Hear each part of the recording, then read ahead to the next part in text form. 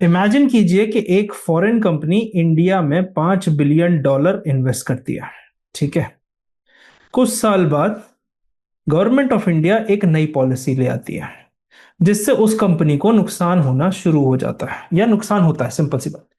क्या वो company directly government of India को या इंडिया को इंटरनेशनल कोर्ट में स्यू कर सकती है, मतलब कोर्ट में जाके उनकी कंप्लेंट कर सकती है? जवाब है हाँ, यस। ऐसे केसेस कई सारे रखे हुए हैं। कई सारे इंस्टांसेस पे इन द पास्ट देखा गया है कि इस तरह से हमने केसेस देखे हैं। इसी वजह से वोडाफोन जैसी कंपनी है ना, केन एनर्जी CAIRN है ना, और वाइट इंडस्ट्री जैसे कई डिस्प्यूट इंडिया के इन्वेस्टमेंट पॉलिसी को लेके पास्ट में देखे गए हैं। अब इसी सिलसिले में BITS, जिसके बारे में आज हम डिस्कस करेंगे, बायलैटरल इन्वेस्टमेंट ट्रीटीज। तो ये होती क्या है ना? क्या इन्वेस्टर्स गवर्नमेंट को स्यू कर सकते हैं, ये इसको भी समझेंगे। ठीक है। और इंडिया ने 70 से ज्यादा BIT अभी क्यों टर्मिनेट किए है ना? और क्या BIT रिफॉर्म हमारे देश के लिए, भारत देश के लिए FDI का नेक्स्ट बूम ला सकते हैं? क्योंकि कहीं ना कहीं इन्वेस्टर्स को अनसर्टेनिटी पसंद नहीं आती। तो इसी सिलसिले में आज का हम वीडियो इसके लिए लाए हैं और समझेंगे किस तरह से इंडिया को आगे बढ़ना चाहिए। ठीक है। तो what are BITS and why do they matter? सबसे पहले इसका नाम है बायलैटरल इन्वेस्टमेंट ट्रीटी। मतलब ये एक अग्रीमेंट होता है ना, जैसा कि लिखा है, दो कंट्रीज के बीच में टू प्रोटेक्ट फॉरेन इन्वेस्टर्स, है ना। इससे क्या होता है? क्रॉस बॉर्डर इन्वेस्टमेंट भी बढ़ता है। मतलब BIT को सिंपल से लैंग्वेज में अगर आप समझना चाहो कि आप एक इंडियन बिजनेसमैन हो और लगभग मान लीजिए 500 करोड़ आप दूसरी कंट्री में इन्वेस्ट करना चाह रहे हो। पर इन्वेस्ट करने से पहले क्या होगा, है ना, आप कुछ सवाल पूछोगे, है ना, कि अगर गवर्नमेंट ने रूल्स चेंज कर दिए तो क्या होगा, है ना। और अगर जो फैक्ट्री आप लगा रहे हो दूसरी कंट्री में, आप पूछोगे कि अगर उस पर टेक ओवर हो गया सरकार का तो क्या होगा। टैक्सेशन पॉलिसी चेंज हो गई सडनली तो कैसे चीजें मैनेज करेंगे। या फिर जो कंपनी है आपकी बाहर उसमें जाती है, उसे क्या ट्रीट अनफेयरली किया जाएगा। तो BIT जो होते हैं ना, ये इस बात को इंश्योर करते हैं, है ना, और ये डिजाइन किए जाते हैं इन्हीं सारे फियर्स को आंसर देने के लिए। मतलब आप समझ लो कि आप एक रेंट पे प्रॉपर्टी लेते हो 10 साल के लिए। ठीक है। अब आपने पे कर दिया एडवांस मनी, है ना। अब आपको लीगल अग्रीमेंट चाहिए आपके राइट्स प्रोटेक्ट करने के लिए। तो वही लीगल अग्रीमेंट क्या होते हैं, आप देश में तो कर लेते हो, पर जब इंटर कंट्री बात हो रही है, दो कंट्री के बीच में ये चल रहा है, तो कैसे होगा। अब मैं आपको एक एग्जांपल देता हूं जो रियलिटी में हुआ है। अगर एक कंपनी UAE है, UAE में चलो इन्वेस्ट करती है, या फिर सिंगापुर में इन्वेस्ट करती है ना, तो BIT उसको क्या करेगा, एक लीगल अश्योरेंस प्रोवाइड करेगा कि आपके साथ जो डील हुई है, आपने जिस टाइम इन्वेस्ट किया था, जो रूल्स थे वो कहीं ना कहीं फॉलो किए जाएंगे। तो क्योंकि फॉरेन इन्वेस्टर्स क्या होते हैं, बिलियंस ऑफ डॉलर्स को कमिट करते हैं, तो उनको प्रोटेक्शन चाहिए लॉन्ग टर्म इन्वेस्टमेंट को लेके। ठीक है। अब इसमें क्या क्या मेजर प्रोटेक्शन होते हैं इसको समझते हैं। पहला है फेयर एंड इक्विटेबल ट्रीटमेंट। मतलब government should act Fairlie and transparently जो नई फॉरेन कंपनी आ रही है उसके लिए। मतलब आपकी कंपनी ने मान लो सारे अप्रूवल्स, है ना, अप्रूव हो गए, आपके इन्वेस्टमेंट हो गया, और लगभग मान लीजिए 10,000 करोड़ का इन्वेस्टमेंट आपने किया। अब गवर्नमेंट अचानक से आपका लाइसेंस कैंसिल कर दे, तो ये एक अनफेयर ट्रीटमेंट हो जाता है ना। कई सारी इंटरनेशनल इन्वेस्टमेंट डिस्प्यूट ऐसे ही है जो कि फेयर और इक्विटेबल ट्रेड डिस्प्यूट को लेके कहीं ना कहीं चीजों में उलझे हुए हैं, है ना। तो यही सारी चीजें हैं। जैसे मतलब सेम आप एग्जाम दे रहे हो, है ना, एग्जाम आपने दिया, एग्जाम के देते ही अपीयर हुआ आप एग्जाम में, और एग्जाम के रूल चेंज हो गए, है ना। तो आप समझिए कैसे होगा। फिर आ जाता है प्रोटेक्शन ऑफ आर्बिट्ररी एक्शन। मतलब गवर्नमेंट कैन नॉट एक्ट अनप्रिडिक्टिवली। कल सरकार ने कुछ आज का कहा, आज कुछ और कह रहे हैं। मतलब सिंपल सी चीज है, अगर आपने इन्वेस्टमेंट किया है तो एक प्रिडिक्टेबिलिटी होनी चाहिए पॉलिसी में, है ना।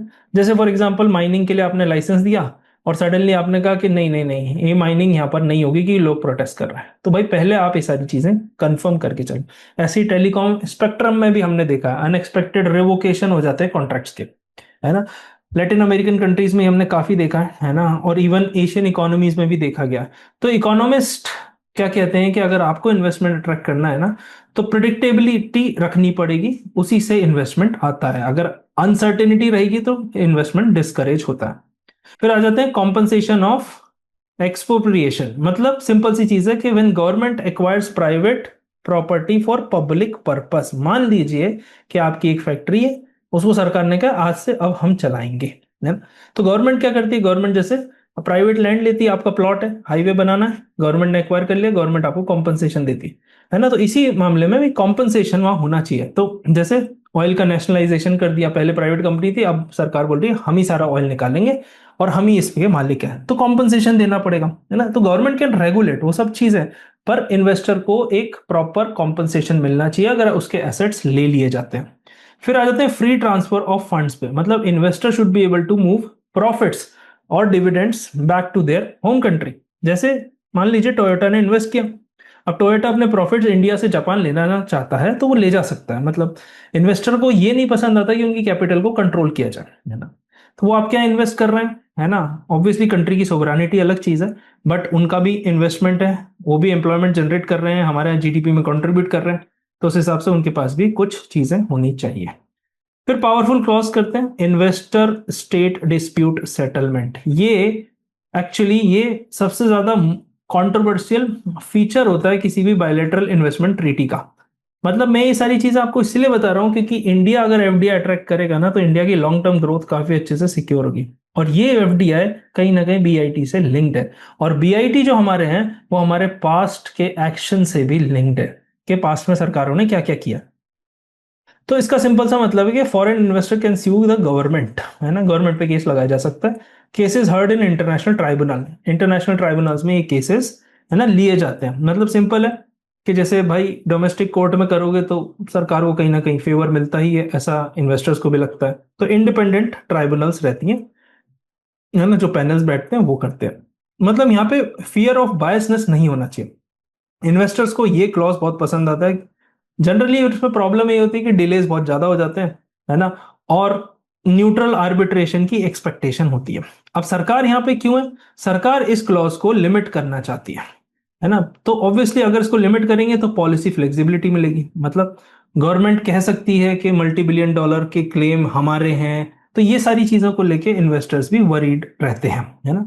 मतलब हम इसको एक सिंपल से एग्जांपल से समझते हैं कि आपने कोई डिस्प्यूट को रिजॉल्व करा लोकल कोर्ट में, लोकल कोर्ट की जगह दोनों पार्टी अग्री हो जाती हैं कि भाई ठीक है, लोकल कोर्ट जाने की जगह हम एक रेफरी अपॉइंट कर लेते हैं।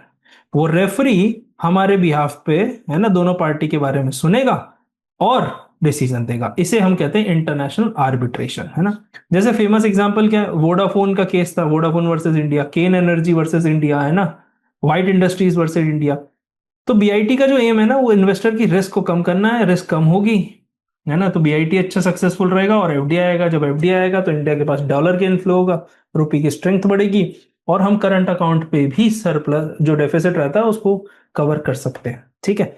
बाकी सरकार एक्सपोर्ट प्रमोट करके तो करंट अकाउंट पे काम कर ही रही है। तो इसमें सिंपल सी चीज है कि बीआईटी क्यों इंपॉर्टेंट है, क्योंकि ये ट्रेड ऑफ है इसमें इन्वेस्टर के कॉन्फिडेंस में और जिस देश में वो इन्वेस्टमेंट जा रहा है उसकी सोवरानिटी में, मतलब उसकी इंडिपेंडेंस में। Simple. Now why did India change it's BIT model, इसको समझते हैं सबसे पहले। क्या कंसर्न्स हैं, क्यों चेंज किया गया। अब वाइट इंडस्ट्री का केस देखते हैं, ऑस्ट्रेलिया की माइनिंग कंपनी थी ये, है ना, इसने इंडिया को स्यू किया। क्या था कोर इशू, सिंपल था, है ना, मतलब टैक्सेशन नहीं था इसका इशू, है ना, एक्सप्रोप्रिएटेशन भी नहीं था, है ना, और इशू सिंपल सा था कि जो भी चीज हो रही है उसमें जुडिशियल डिलेज बहुत हो रहे हैं, ये प्रॉब्लम है। ट्राइब्यूनल का व्यू क्या था कि इंडिया के पास जो लीगल प्रोसेस है ना वो बहुत ज्यादा स्लो है, तो इंडिया ने केस यहां पर हार गया। अब even delays in the court भी एक डिस्प्यूट बन गए, इंटरनेशनल डिस्प्यूट, आप समझ सकते हैं। मतलब केस तो कुछ और है पर केस पे जवाब नहीं दे रहे, इसीलिए तो मतलब जस्टिस डिलेड हमें समझ सकते हैं कि इन्वेस्टर के लिए एक डिस्करेजमेंट हो जाता है। फिर वोडाफोन टैक्स केस की बात है, ये तो सबसे ज्यादा फेमस है, आपने सुना होगा, है ना, नहीं भी सुना होगा तो मैं आप समरी में बता देता हूँ। तो वोडाफोन ने क्या किया, हच को एक्वायर किया टेलीकॉम बिजनेस में, ठीक है। तो गवर्नमेंट ने आर्ग्यू किया कि इस पे कैपिटल गेन्स टैक्स आपको पे करना पड़ेगा। वोडाफोन डिसएग्री किया, है ना, अब उसमें लॉन्ग बैटल थी। तो इंडियन सुप्रीम कोर्ट ने क्या किया, केस वोडाफोन के फेवर में दे दिया इनिशियली, पर गवर्नमेंट ने क्या किया, फिर रेट्रोस्पेक्टिव टैक्सेशन लगा दिया, मतलब कानून चेंज कर दिया कि कानून मान लीजिए 2010 की जगह 2007 से एप्लीकेबल, तो ये 3 सालों में जो भी आपने कमाया वो भी दो।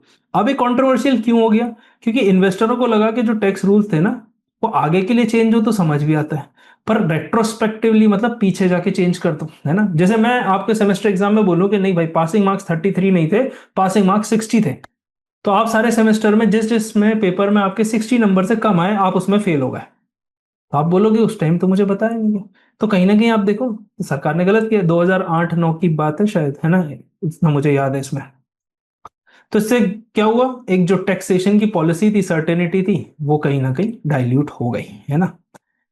अब सिंपल सी चीज क्या है, क्लीन एनर्जी का समझ लेते हैं, इस पे भी रेट्रोस्पेक्टिव टैक्स डिमांड किया गया था, है ना। ये भी one of the largest investment dispute है ना। तो इंटरनेशनल इन्वेस्टर्स क्या करते हैं ना, केयरफुली देखते रहते हैं चीजों को कि पॉलिसी में प्रेडिक्टेबिलिटी है कि नहीं, है ना। और बेयर और नेक्सावर का भी पेटेंट इशू था, है ना। तो उसमें क्या होता है, India allowed compulsory licensing for the cancer drug, cancer drug के लिए कंपलसरी लाइसेंसिंग कर दी। तो इससे क्या हुआ, गवर्नमेंट का ऑब्जेक्टिव था कि अफोर्डेबिलिटी हम बढ़ा सकें देश में कैंसर के ड्रग को लेके। पर इससे इन्वेस्टर का क्या कंसर्न था कि उनका जो आईपीआर था, इंटेलेक्चुअल प्रॉपर्टी राइट, ठीक है भाई आप ग्लोबल हेल्थ के लिए सोच रहे हो, पर कंपनी ने भी तो कई गुना इन्वेस्ट किया है ना। तो कंपनी को लगा इतना रिसर्च एंड डेवलपमेंट पे इन्वेस्ट करने का कोई मतलब नहीं जब लोग कॉपी करने लग जाए, या पब्लिक वेलफेयर इन्वेस्टर राइट्स के बीच का ट्रेड ऑफ हो गया। तो development and investment protection generally policy के डायलेमा बन जाते हैं, है ना। तो गवर्नमेंट का रिस्पांस क्या रहा, न्यू मॉडल बीआईटी इंट्रोड्यूस 2015 में किया गया, है ना। अब इसमें सिंपल सी चीज थी, इंडिया चाहता था कि ग्रेटर कंट्रोल मिले इन्वेस्टमेंट डिस्प्यूट के ऊपर, और गोल यही था कि जितना हो सके लीगल एक्सपोजर को कम किया जाए, है ना, और देश की sovereignty in terms of policy making को पकड़ में लाया जाए। अब इकोनॉमिक लेसन यहाँ क्या कहता है कि जो कोई भी कंट्री है ना, वो ऑब्वियसली इन्वेस्टमेंट रूल्स को पीरियडिकली, है ना, इवॉल्व भी कर सकती है, चेंज भी कर सकती है, रूल्स तो टाइम के हिसाब से चेंज होते रहते हैं। तो इंडिया ने 70 बीआईटी को टर्मिनेट कर दिया या रिवाइज कर दिया, है ना। तो इंडिया ने कहा ये ओल्ड ट्रीटी थी, है ना, और कई गुना ज्यादा इन्वेस्टर्स फ्रेंडली थी। तो कई सारे अग्रीमेंट 1990s के थे, है ना, जो उस टाइम के इकोनॉमिक एनवायरनमेंट के बारे में बताते हैं। पर अभी इंडिया चाहता है कि एक बैलेंस्ड अप्रोच हो, है ना। तो ये सबसे बड़ा इंपॉर्टेंट चीज लिया गया। अब बिगेस्ट चेंज क्या है, foreign investor must first use Indian courts before approaching to international arbitration. मतलब सिंपल सी चीज कर दी है, बाहर जाने से पहले पहले आपस में इंडिया की जुडिशरी में वहां पर आप सॉल्व करने की कोशिश करो, मतलब पहले एग्जॉस्ट करो लोकल रेमेडीज, उसके बाद आप इंटरनेशनल जाओ। अब इसमें क्यों जरूरी है, क्योंकि इंडिया डोमेस्टिक इंस्टीट्यूशंस को स्ट्रेंथन करना चाहता है, और जो फालतू के क्लेम होते हैं उनको भी कम करना चाहता है ना। जैसे सिंपल है कि हाई कोर्ट जाने से पहले आप लोअर कोर्ट जाओ, लोअर कोर्ट जाने से पहले आप आपस में बात करने की, आर्बिट्रेशन की कोशिश करो। तो इंडिया ने वही लॉजिक यहाँ माना। अब इन्वेस्टर का कंसर्न क्या है कि जो जुडिशियल प्रोसेस है इंडिया का वो काफी स्लो है, ये आपने कई बार सुना होगा। जब इतना स्लो है तो कैसे होंगी ये चीजें सॉल्व। तो मतलब ये एफिशिएंसी वर्सेस सोवरेनिटी की बात है। तो कहीं ना कहीं इसका एक बैलेंस हमको बिठाना पड़ेगा ताकि इन्वेस्टर्स भी, है ना, इन्वेस्टमेंट पीछे ना खींचे। तो 2015 में जो मॉडल आया था ना, उसमें इंडिया ने क्या किया कि एक पॉलिसी स्पेस हमको मिल जाए। मतलब ऐसा नहीं है कि हमने फॉरेन इन्वेस्टर के दरवाजे बंद कर दिए, पर हमने हमारे लिए भी एक रूम रखा है, ठीक है। अब सवाल उठता है कि will a new BIT model boost FDI. सवाल तो यही है, क्योंकि रेगुलेशन अगर आपने टाइट कर दी, है ना, आपने अपने फेवर में कुछ कुछ ट्रीटीज की मोल्ड भी किया, तो गवर्नमेंट की थिंकिंग क्या है, गवर्नमेंट की थिंकिंग है कि मोर इन्वेस्टर फ्रेंडली बीआईटीज क्या क्या करेंगे, है ना। पहला करेंगे, इन्वेस्टर का कॉन्फिडेंस बढ़ाएंगे, क्योंकि इन्वेस्टर प्रिडिक्टेबल लीगल प्रोटेक्शन मिलेगा उसको, है ना। तो लाइक जब भी कोई कंट्री साइन करेगी तो इन्वेस्टर उसको लो रिस्क मानेंगे, है ना, जैसे सिंगापुर है। मतलब कंसिस्टेंटली उन्होंने कई गुना इन्वेस्टमेंट अट्रैक्ट किया है, क्योंकि लीगल क्रेडिबिलिटी थी, जो चीज सही है गलत है गलत, रेट्रोस्पेक्टिव चीजें नहीं होती, है ना। फिर दूसरा आता है रिड्यूस लीगल अनसर्टेनिटी। मतलब इन्वेस्टर को क्या डर लगता है कि जो अनसर्टेनिटी है ना, वो ज्यादा ज्यादा चिंता का विषय है in comparison to taxes. Tax आप ले लो, उसमें कोई उनको परेशानी नहीं है, पर टैक्स लॉस को चेंज करना ये परेशानी है, ठीक है। तो मतलब सिंपल सी चीज है कि अगर आपने रूल आपको बदलने हैं तो आप बदलो, उसमें कोई इशू नहीं है, पर पिछला रेट्रोस्पेक्टिव मत लगाओ, है ना। मतलब आप बोलो कि हर महीने ईएमआई चेंज हो जाएगी, बैंक बोलेगा इस महीने आपको इतनी ईएमआई देनी, नहीं।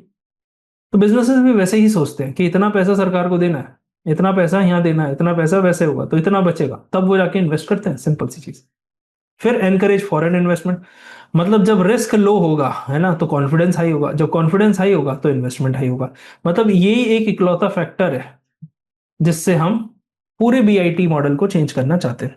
अब FDI depends on much more, मतलब ऐसा नहीं है कि एफडीआई सिर्फ बीआईटीज या लीगल इश्यूज पे ही डील करता है, ये मार्केट साइज पे भी डिपेंड करता है। अब इंडिया 140 करोड़ है ना भारतीयों का देश है। अब इन्वेस्टर क्यों आते हैं? क्योंकि कंज्यूमर का मार्केट बहुत बड़ा है, कुछ भी बेचो बिक जाता है, अफोर्डेबल होना चाहिए, है ना। एप्पल, सैमसंग, वॉलमार्ट, अमेजोन, सब है ना, सब अट्रैक्ट हुए। ऐसा नहीं कि सिर्फ बीआईटी की वजह से अट्रैक्ट हुए, वो मार्केट को देख के अट्रैक्ट है ना। इकोनॉमिक ग्रोथ की बात कर ले, है ना, तो हम एक फास्टेस्ट ग्रोइंग मेजर इकोनॉमी है, तो हम अट्रैक्ट करते हैं काफी सारा इन्वेस्टमेंट। मतलब चाइना ने भी यही सेम इन्वेस्टमेंट अट्रैक्ट किया था, है ना, रैपिड ग्रोथ हुई थी। डब्ल्यूटीओ 2003 में ज्वाइन किया था, उसके बाद से, उसके पहले भी काफी ग्रोथ थी। दूसरा तीसरा है टैक्स की सर्टेनिटी, मतलब वोडाफोन और केन वाले जो केस हैं, आप उसमें देखो कि कहीं ना कहीं प्रिडिक्टेबल टैक्सेशन होता तो वो चीजें इतनी बड़ी नहीं होती।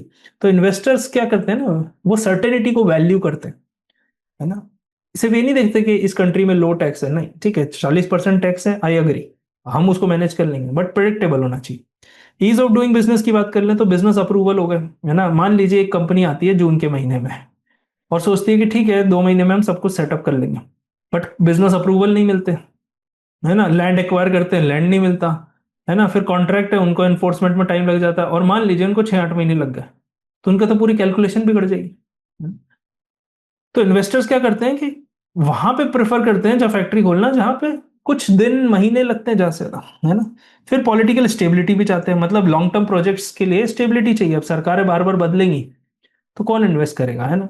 जैसे जियो पॉलिटिक्स भी देख लो आप, तो China+1 की स्ट्रेटेजी चल रही है। China+1 मैं ऑलरेडी आपको कई बार समझा चुका हूँ। China+1 मतलब है कंट्री सिर्फ चाइना पे डिपेंडेंट रहना नहीं चाहती, चाइना के साथ साथ एक बैकअप प्लान बना रही है।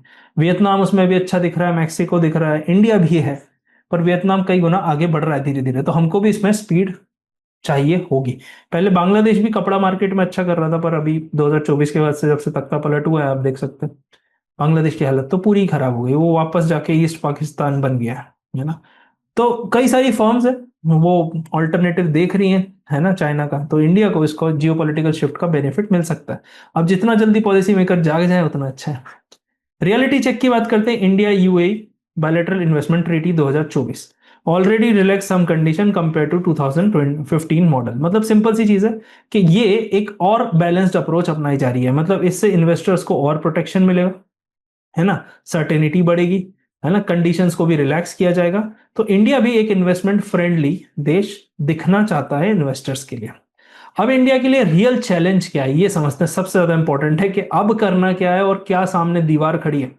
सबसे पहली चीज का अगर आप सिंपल सा मैं आपको एग्जांपल दूं कि इन्वेस्टर्स को क्या चाहिए, स्टेबल पॉलिसी, एक एग्जांपल के तौर पे समझते हैं। मान लीजिए इलेक्ट्रॉनिक्स मैन्युफैक्चरिंग की प्लानिंग का एक इन्वेस्टमेंट होता है, ठीक है, इसमें बिलियंस ऑफ डॉलर्स लगते हैं, कॉन्फिडेंस लगता है ना। बट पॉलिसीज अगर एब्रप्टली चेंज ना हो तो ये इन्वेस्टमेंट काफी ज्यादा फ्लरिश करेगा, हमारी जीडीपी में कंट्रीब्यूट करेगा, एम्प्लॉयमेंट भी जनरेट करेगा, टैक्सेस भी सरकार को मिलेंगे, सब कुछ अच्छा होगा। पर वियतनाम यहाँ पर स्टेबल पॉलिसी में हमसे ज्यादा आगे गेन कर रहा है, क्योंकि पॉलिसी कंसिस्टेंसी है वियतनाम में। फिर आ जाता है प्रेडिक्टेबल टैक्सेशन की बात कर लेते हैं। तो टैक्स अनसर्टेनिटी एक्चुअली इन्वेस्टर के कॉन्फिडेंस को डिस्ट्रॉय कर देती है। रिमेंबर मैंने जो आपको एग्जांपल बताया, है ना। तो यहाँ पे प्रेडिक्टेबिलिटी मैटर करती है, मतलब बिजनेस अगर कोई इंसान इन्वेस्ट कर रहा है तो वो कई सालों के हिसाब से माइंड में प्लान लेके चलता है कि भाई 2030 तक क्या होगा, है ना, 2035 तक हम कहाँ पहुंचेंगे, इस टाइप से होता है। अब रूल चेंज हो जाएंगे तो मतलब ऐसा है कि आप बैटिंग करने गए और एलबीडब्ल्यू के रूल चेंज हो गए, है ना, तो आप ज्यादा चांसेस बढ़ गए आपके आउट होने के। फिर फास्टर डिस्प्यूट रेजोल्यूशन, मतलब एक एक डिस्प्यूट इंडिया में 5 से 10 साल तक चल जाता है, तो ये चीज को इन्वेस्टर्स एक्चुअली डिस्करेज करते हैं, है ना। जैसे सिंगापुर क्या होता है, कमर्शियल डिस्प्यूट सबसे ज्यादा फास्ट है, फास्टर देन मेनी कंट्रीज, तो फटाफट रेजोल्यूशन मिल जाता है। अब हार या जीत का मैटर नहीं करता, कई बार आदमी उलझे रहने में ही थक जाता है ना। तो speed is like a competitive advantage, है ना। फिर कॉम्पिटिटिव बिजनेस एनवायरनमेंट, मतलब अगर आप मैं बात करूं लॉजिस्टिक्स की, है ना, इंफ्रास्ट्रक्चर की, लेबर प्रोडक्टिविटी की, रेगुलेटरी की, सिंप्लिसिटी की, तो ये चार चीजें बहुत इंपॉर्टेंट है।